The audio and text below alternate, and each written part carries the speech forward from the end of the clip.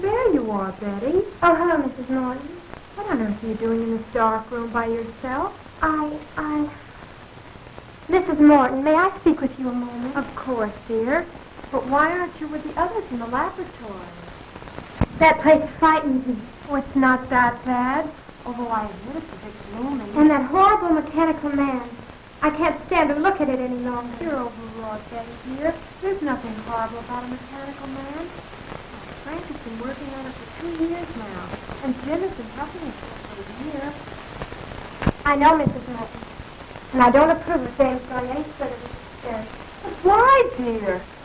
Oh, I know it's silly of you to feel this way. It's not everything was so weird. Haven't you ever thought that something was going to happen to you? Something you know is going to be terrible? And yet you can't explain what that something is. Are my family still around? I don't know. But somehow I have a feeling I'll never marry him. Why, Betty, I've never heard you talk this way all the time I've known you. Is the birthday set for tomorrow? Yes, sir. Oh, Mrs. Morton, you don't suppose anything has happened to James, do you? I mean, could anything possibly go wrong with the experiment tonight? Of course not, dear. Why are you afraid, Betty? I don't know. I just can't stand to have a mechanical man look. I have a feeling it has a dislike. What's absurd? It's just a girl that knows fool. There's no power to think for her. I could swear I've seen it look at me with feeling and stuff. Almost as if it was sneering. That's it. Well, I'll go back to the room. Yes, thank you. What's the matter, child? You're trembling. Oh, I'm sorry. I'll be all right. Honestly, I will. You go on back, and I'll be down short.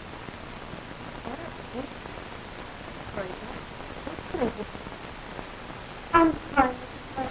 I'll be my brother. You go on. That's it. Sorry, Diana. Oh, Jim, what am I going to do? What am I going to do?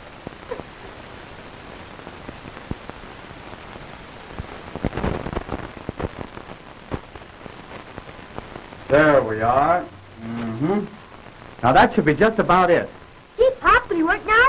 I hope so, son. Oh, Uncle Frank, are you going to make him walk? Yes, in a few moments, Janet. Oh, I'm so excited. Good. Will he be able to talk too, Uncle Frank? Of course not, silly. Uncle Frank told you that 20 times yesterday.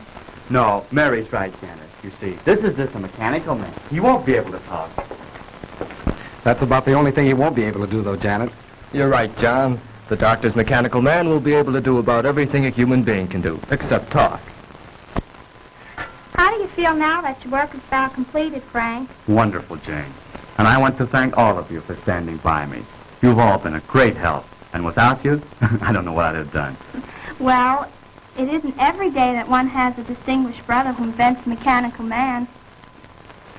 And I certainly appreciate the opportunity you've given me, Dr. Morton, by allowing me to assist you in the experiment. That goes for me, too, Dr. Morton. Well, I've learned more in the past month than any of my college classes taught me. You're all very kind, but our work isn't finished yet. We still have a few more things to do, and then we'll all know whether our time has been wasted or not. I'm afraid Betty doesn't share our enthusiasm for the mechanical man, Doctor. Yeah, and she was crying when she left. How do you know? I saw her and she had her handkerchief up to her eyes. Crying? No, what on earth for? The girls are right, Dr. Morton. My sister seems to feel there's something wrong in what we're doing.